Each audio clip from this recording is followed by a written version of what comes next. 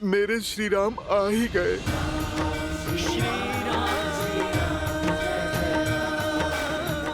उठो हनुमान।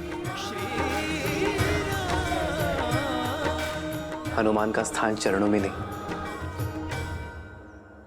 राम के हृदय में है।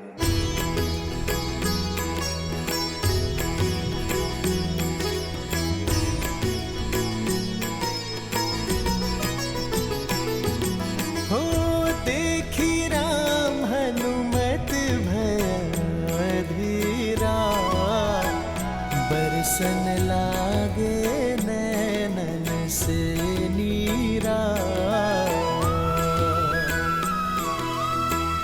तुम समान मम भक्त न दूजा, हृदय लगाए कि हे प्रभु पूजा।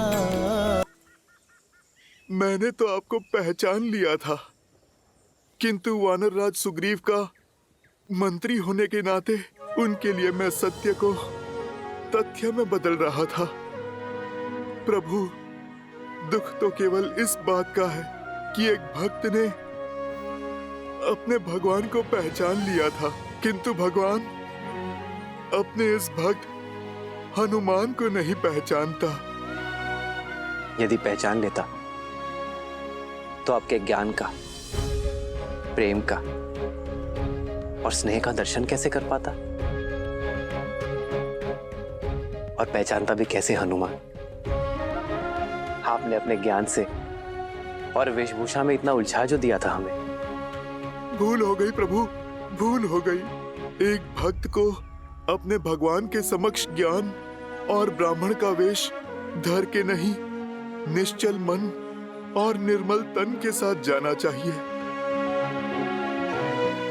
भैया लक्ष्मण,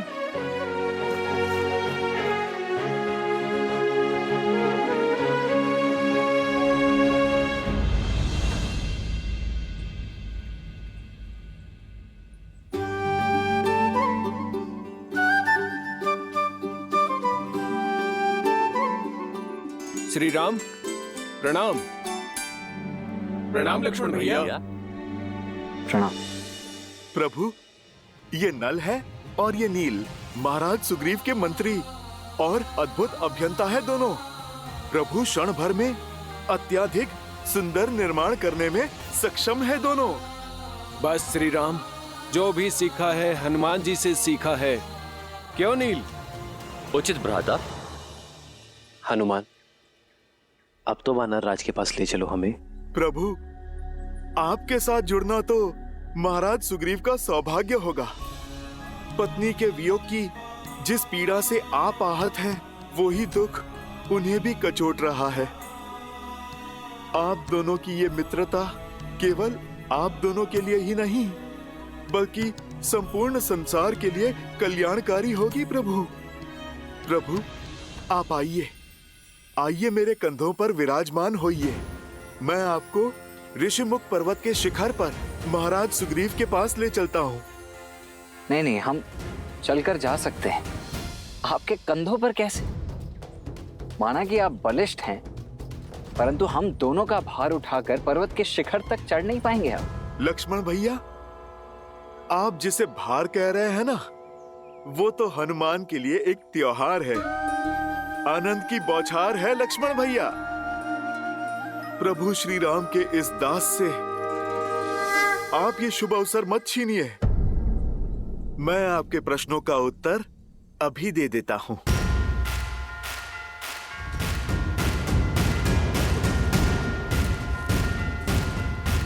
जय श्री राम।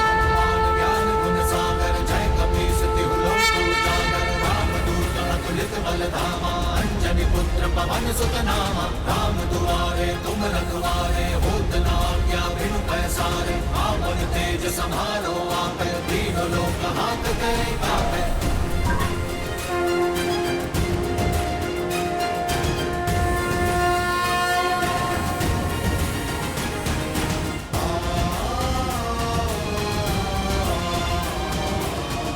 आओ लक्ष्मण।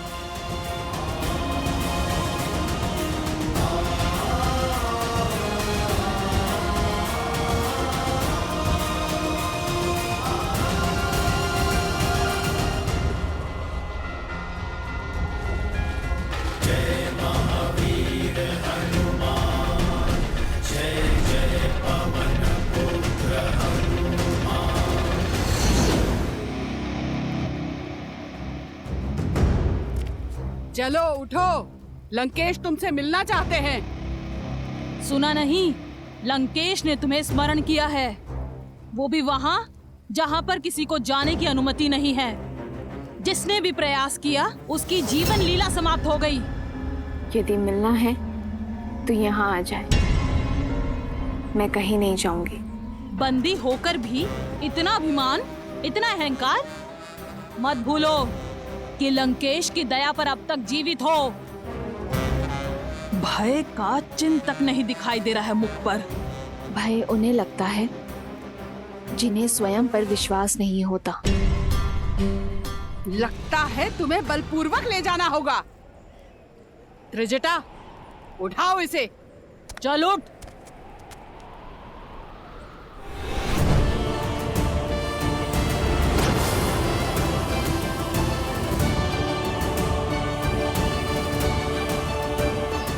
मैं तुम्हें क्षति नहीं पहुंचाना चाहती हूँ।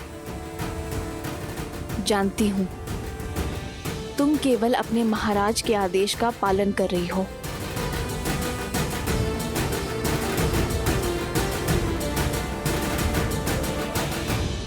चलो।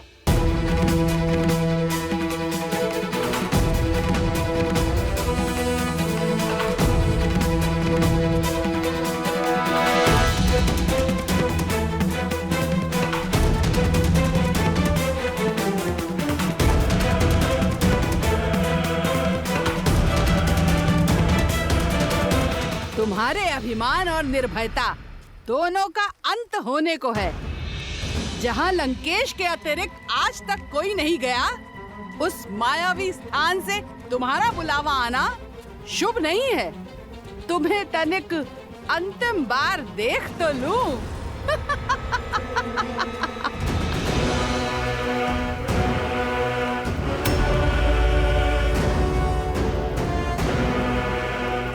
चलो।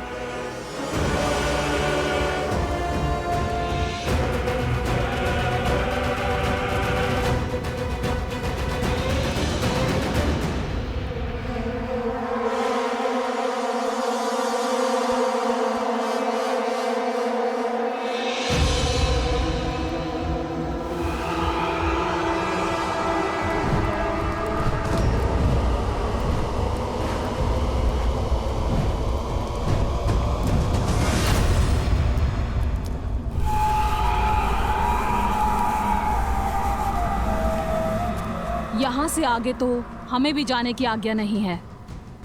तुम अकेले भीतर जाओ। अगर जीवित रही तो पुनः मिलेंगे।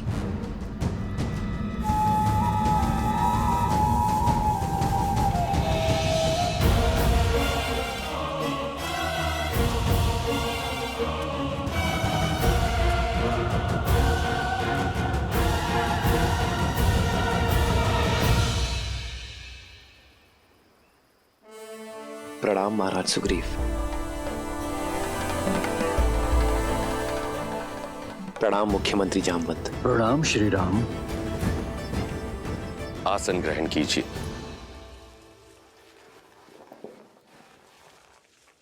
कहिए श्री राम, इस घनघोर वन में मुझे ढूंढते हुए कैसे आना हुआ?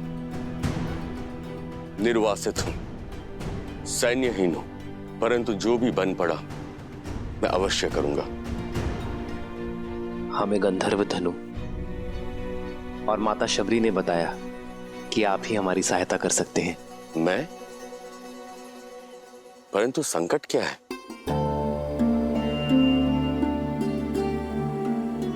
मैं अनुज लक्ष्मण और भार्य सीता के साथ पंचवटी में वनवास के अंतिम दिन बिता रहा था। तब एक दुष्ट राक्षस रावण ने मेरी सीता का हरण कर उसे अपने विमान में दक्षिण की ओर ले गया। बस उसी की खोज में यहां आया हूं वनराज। क्या? रावण? पुष्पक विमान?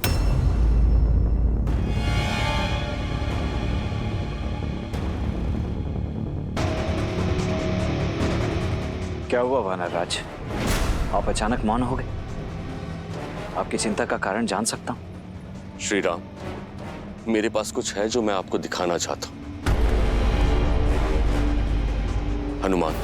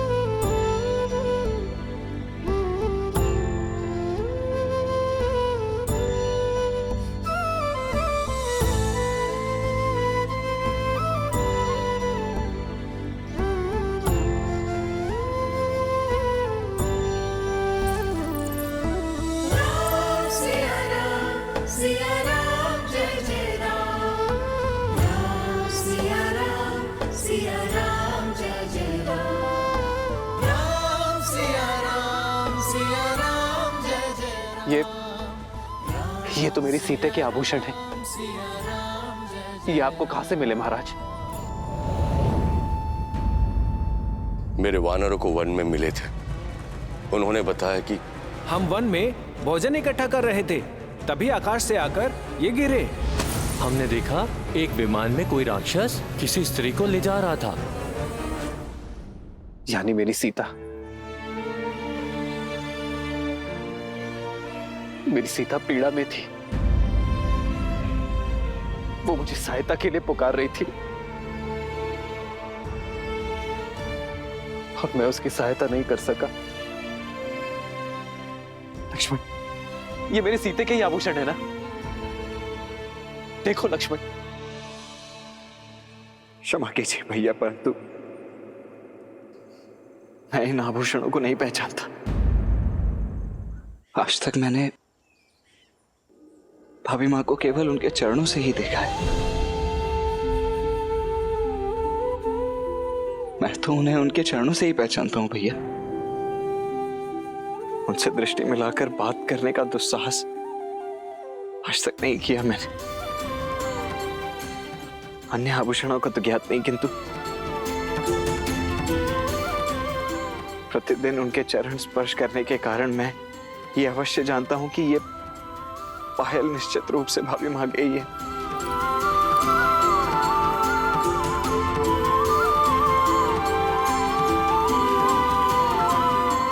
मैं आपकी पीड़ा समझ सकता हूं। अपनी पत्नी से विरह और हरण का दंश मैं भी झेल रहा हूं। विलाप मत कीजिए। कदाचित नियति ने हमारे पथ किसी उद्देश्य से ही मिलाए हैं।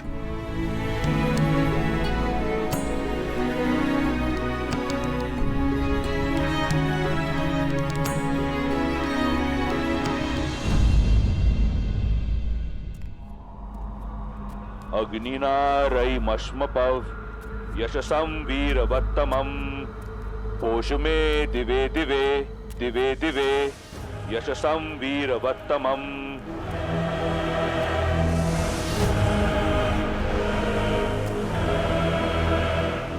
मेरे ज्ञान के गर्भगृह में स्वागत है तुम्हारा। आओ बैठो।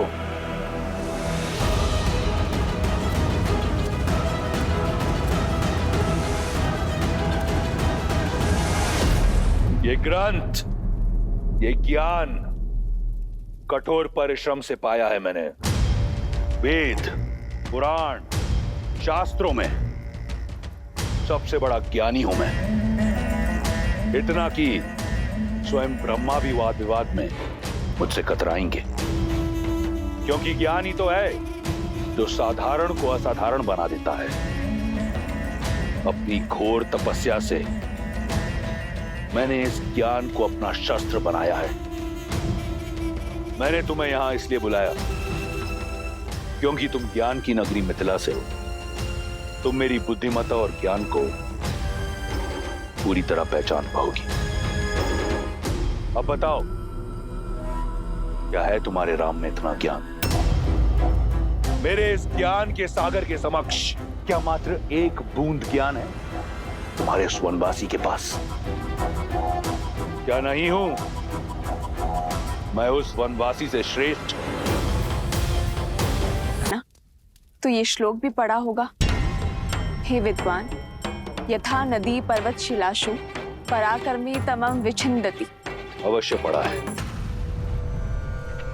खंड 2 सर्ग 41 श्लोक 17। हे विद्वान, यथा नदी पर्वत शिलासु पराक्रमी तम विचिन्दन्ति तथैव विद्वान स्वबुद्ध्य एवं पौराणिक कथानानि प्रचारकानि जनाशयति। रुक क्यों गए? श्लोक पूरा पढ़ो। शिष्ट वचने उदात्त करुणा च स्त्रिय प्रणमाम इति। श्लोक पढ़ा पर अर्थ कदाचित नहीं समझा होगा।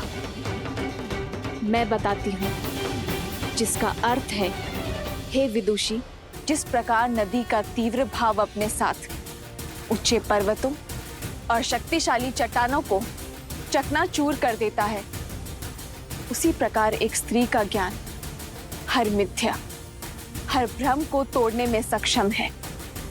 हमें अपने करुण भावों और आचरण से ऐसी स्त्रियों के सामने नतमस्तक होना चाहिए।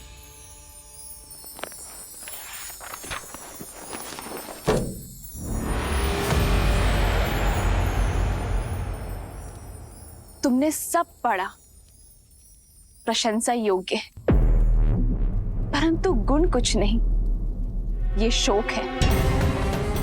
ज्ञान केवल पुस्तक पढ़ने से नहीं, उन्हें जीवन में उतारने से सार्थक होता है।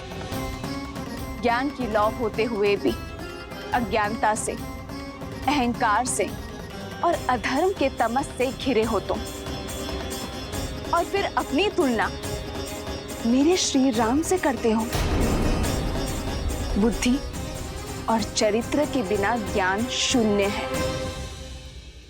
मेरे श्री राम के चरित्र में गरिमा है और बुद्धि में साक्षात ब्रह्म का वास है, जो अपने ज्ञान को धर्म और न्याय की तुला में तोलते हैं, और वहीं तुम अभिमान का हाथ थामे धर्म और न्याय का वध करते हो।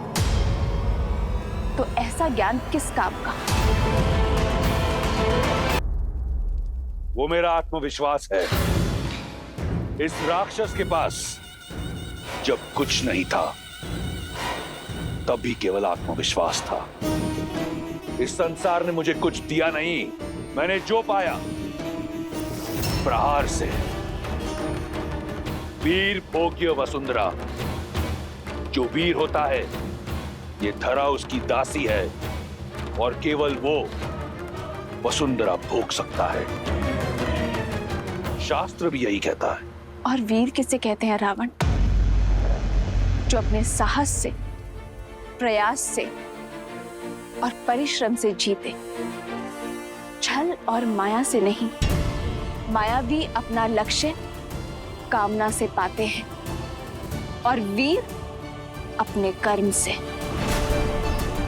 यजुर्वेद कहता है, हे शुद्धा आशीर्वाद दायिनी, पापाद अनैतिकाद प्रदूषणात् च सर्वान् शुद्धिं कुरु, मिथ्याथः देवशात् ईर्ष्याया कुंठानां च शुद्धिं कुरु। अर्थात हे पवित्र और आशीषमयी नारी, हमें हमारे पापों से, मन तन की मलिनता से, हमारी बुरी कामनाओं से मुक्त करे। हताशा, असत्य और घृणा, ईर्ष्या से दूर रखो। और तुमने उसी पाप और कलंक नाशिनी को कलंकित करने का प्रयास किया है। राम से ईर्ष्या और मनुष्य से घृणा के चलते तुमने मेरा हरण किया। मनुस्मृति कहती है, जहां स्त्रियों की पूजा होती है वहां देव बसते हैं, और तुम एक स्त्री का अपमान कर रहे हो। यहां काल तांडव करेगा रावण। कहते हैं ज्ञान जहां से भी मिले ले लेना चाहिए। आज एक ज्ञान मैं तुम्हें देती हूं। लौटा दो मुझे मेरे श्री राम को। क्षमा मांग लो उनसे, वो तुम्हें जीवन दान अवश्य देंगे। उल्टी गिनती आरंभ कर दो रावण, क्योंकि मेरे श्री राम आ रहे हैं।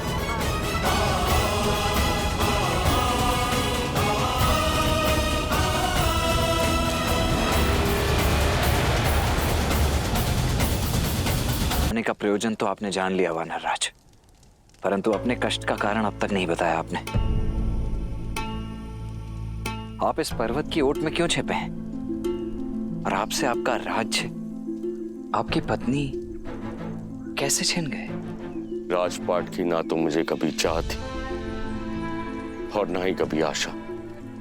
मैं तो अपने भाई किष्किंधा नरेश बाली की छत्र छाया में ही प्रसन्न था। अपनी पत्नी रूमा के साथ सुखी था मैं वहां।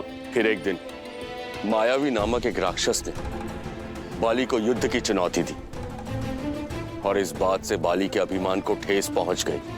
बाली को वरदान प्राप्त था कि जो उससे युद्ध करेगा उसका आधा बल बाली में आ जाएगा।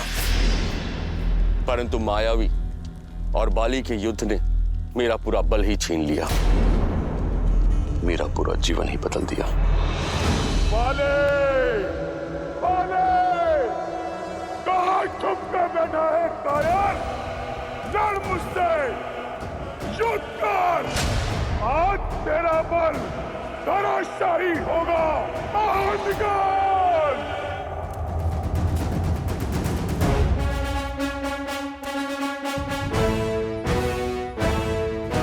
लगता है तुम्हारी मृत्यु तुम्हें मेरे द्वार तक खींच लाई है, इसलिए युद्ध के लिए ललकारा है। भागता कहाँ है कायर? रुक!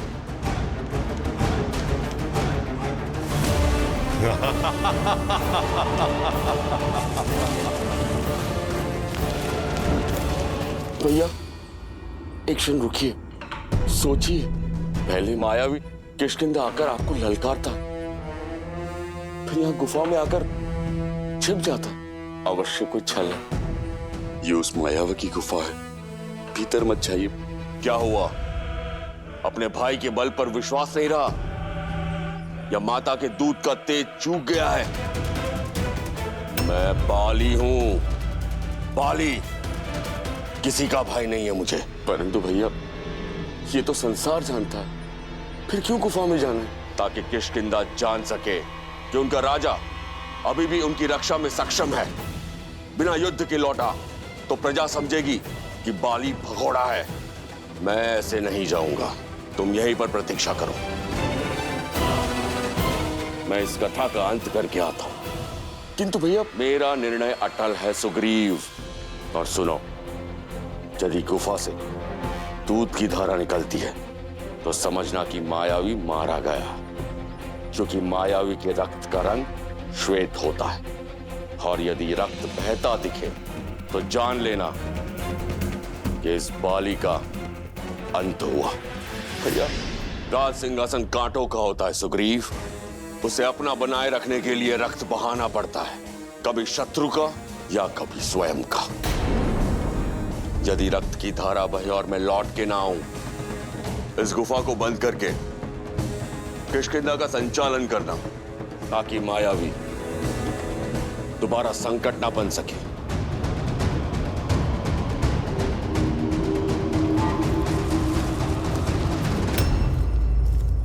प्रहार से दिन बीते, दिन सप्ताह में बदले और सप्ताह महीनों में। मैं मन में आस लिए 1 वर्ष गुफा के बाहर बैठा रहा मैं, किंतु ना तो मायावी बाहर आया और ना ही बाली। फिर एक दिन रक्त की धारा बाहर आई।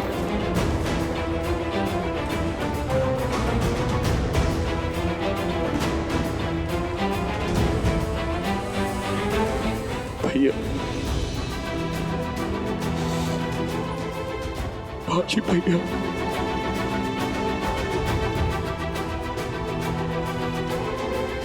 भैया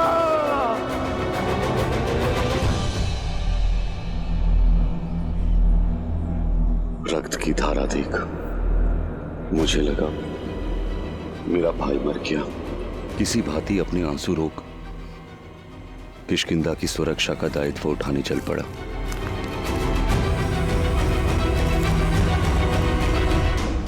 मायावी के प्रकोप से राज्य को बचाने के लिए मैंने एक चट्टान से गुफा का मुख बंद कर दिया। और ये दुखद समाचार बाली की पत्नी तारा और पुत्र अंगद को सुन अपने भाई को मृत मान मैं वानर नियम निभाने लगा। उसका राज्य किष्किंधा, उसकी पत्नी तारा और पुत्र अंगद को सहस्त्र अपना लिया। फिर एक दिन सब कुछ बदल गया। बाली गुफा से बाहर निकल आया। वो रक्त की धारा बाली की नहीं, वो मायावी की माया थी। बाली मुझे ही नहीं समझा, वो मुझ पर उस गुफा में बंद करने का आरोप लगाने लगा और उसी के दंड स्वरूप मुझे राज्य से निष्कासित कर मेरी पत्नी को बलपूर्वक बंदी बना लिया। आज से तुम मेरी पत्नी हो।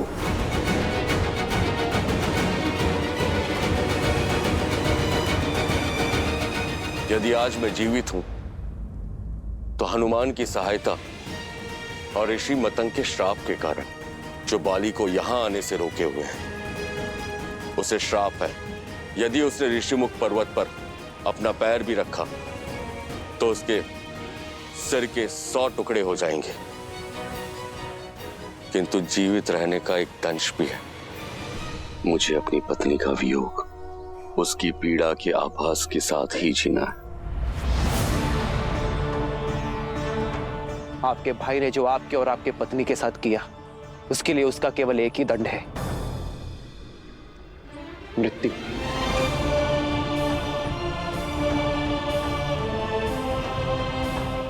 आपका बड़ा भाई आपकी पत्नी के पिता समान है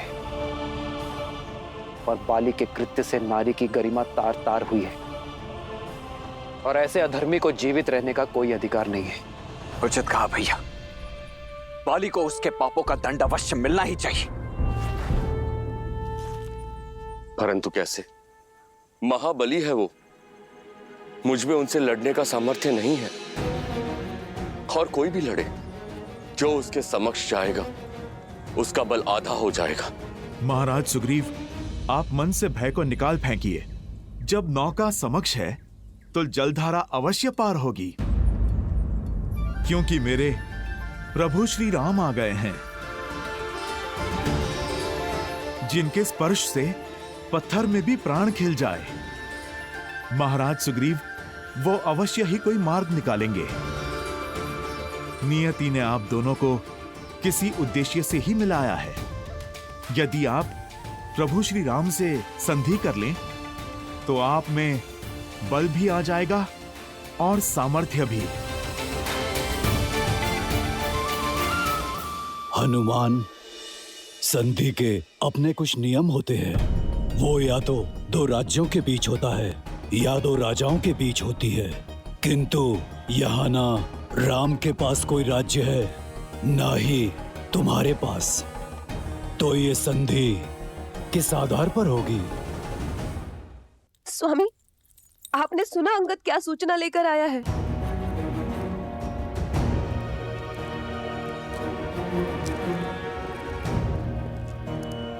अंगद, राम और उनके भाई लक्ष्मण को सुग्रीव से मिलते देखा गया है। स्वामी, यदि उनकी संधि हुई तो आपके ऊपर संकट की तलवार मंडराना निश्चित है। स्त्री होना, राय का पर्वत बनाने का गुण तो प्रकृति ने दिया है तुम्हें। रोको, अपने विचारों को रोको तारा।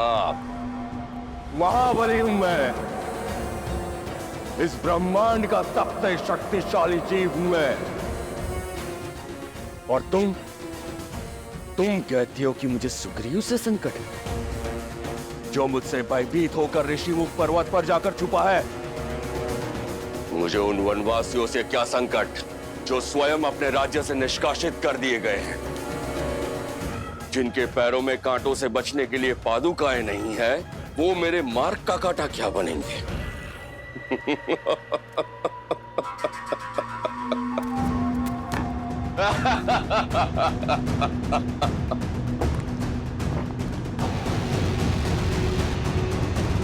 जो स्वयं परास्त है वो मुझे क्या हराएंगे? संधि राजाओं में होती है, राज्यों में होती है, भिक्षुकों में नहीं। एक किष्किंधा से खदेड़ा हुआ भगोड़ा और दूसरा अयोध्या से निष्कासित किया हुआ वनवासी। उसके पास ना तो कोई राज्य है और ना राजा कहने वाली प्रजा। क्या बिगाड़ेगी उसकी संधि मेरा?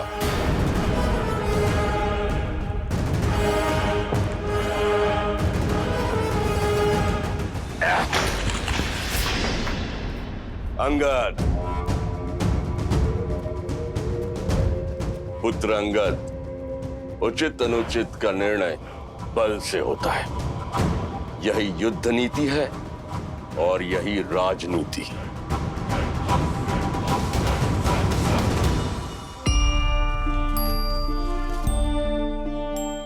महाराज सुग्रीव, राज्य का धर्म है प्रजा की रक्षा, और सेना होती है धन रक्षा की शक्ति। परंतु ये गुण एक और भाव में है, मित्रता। मित्रता का तो धर्म है संसार की रक्षा करना, और मित्रता से बड़ी कोई शक्ति नहीं होती है मित्र। इसीलिए इस संधि की नींव हम अपनी मित्रता पर रखेंगे।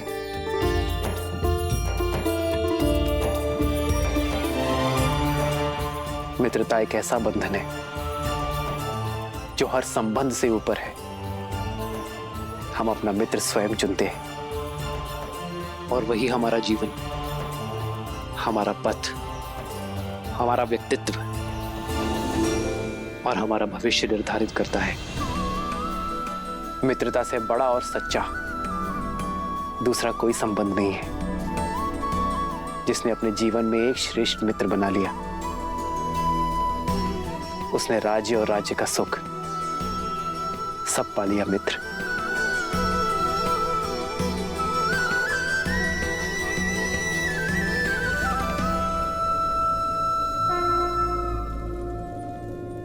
मैं महाराज दशरथ का पुत्र, रघुवंशी राम ये प्रण लेता हूं कि अपने मित्र सुग्रीव को उसका राज, उसकी पत्नी और उसका सम्मान अवश्य लौटाऊंगा, और बाली को मृत्यु दंड देकर उसके पापों का अंत करूंगा।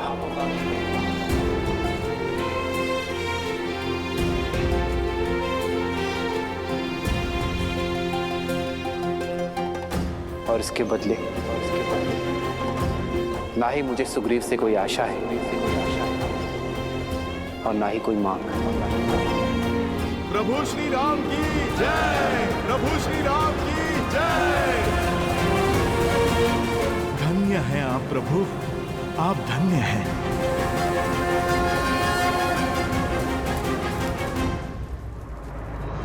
मैं सुग्रीव ये प्रण लेता हूं कि मैं श्री राम की मित्रता का मान रखूंगा। श्री राम को देवी सीता तक पहुंचने के लिए आकाश पाताल एक कर दूंगा। देवी सीता को रावण के चंगुल से मुक्त कराने के लिए अपना सारा बल और ज्ञान अर्पित कर दूंगा।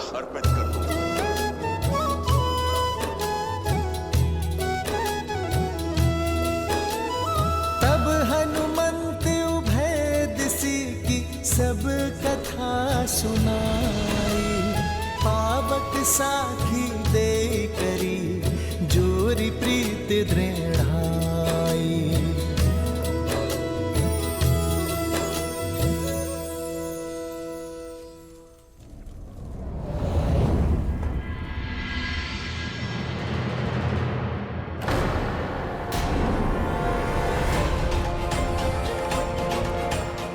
ये क्या हुआ? ये लंकेश के पास से सुरक्षित कैसे आ गई?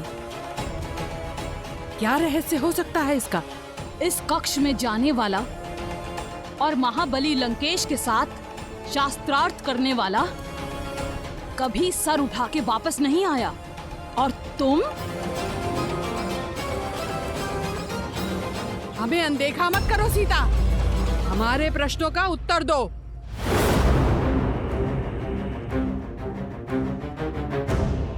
तुम्हारा ये अभिमान, ये अहंकार, ये निर्भीकता चुभती है। त्रिजटा, जैसे इसको छूते ही हमारे हाथ जल गए थे, वैसे ही हम आज इसके साथ इसके अभिमान को स्वाहा कर देते हैं।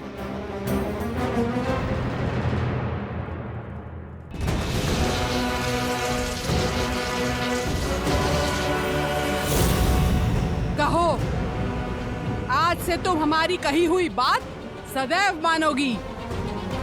वचन दो।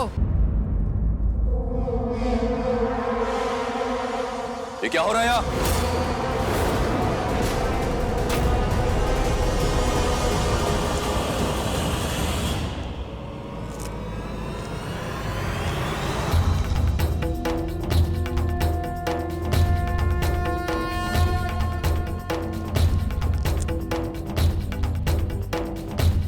विष्णु तिलक।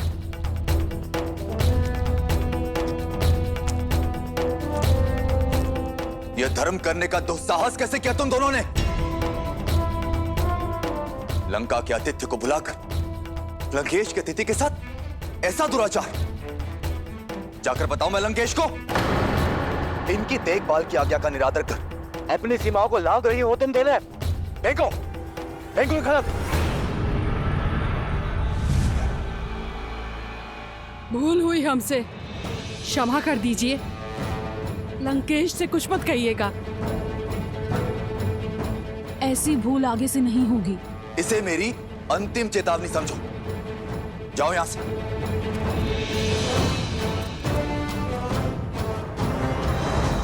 देवी, इनकी ओर से मैं आपसे क्षमा मांगता हूं। मैं लंकेश का अनुज विभीषण हूं। आपको जो कष्ट हुआ उसके लिए क्षमा प्रार्थी हूं। आइए, आपको आपके स्थान तक छोड़कर आता हूं। मेरा स्थान मेरे श्री राम के पास है। क्या आप वहां मुझे छोड़ सकते हैं?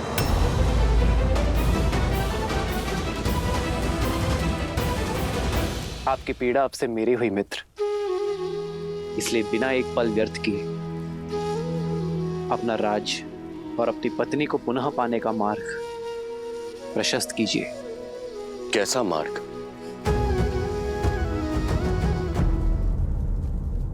अन्याय के विरुद्ध युद्ध करने का एक ही मार्ग है मित्र, द्वंद्व।